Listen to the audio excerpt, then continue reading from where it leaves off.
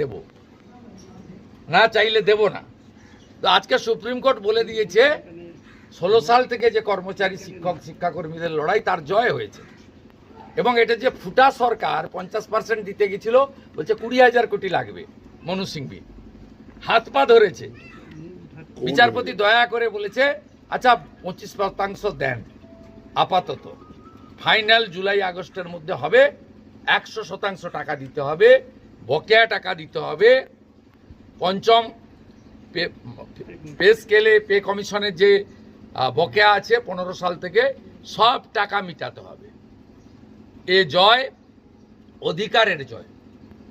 এ জয়ের মধ্য দিয়ে প্রমাণ হয়েছে অধিকার কাড়িয়ে নেওয়ার ক্ষেত্রে তিনি যত বড় ক্ষমতাশালী হন, তার বিধানসভায় যত এমএলএ থাকুক, যত গুন্ডা পুলিশ টাকা থাকুক না কেন, ভারতবর্ষের সংবিধানে আইনই শেষ কথা বলে।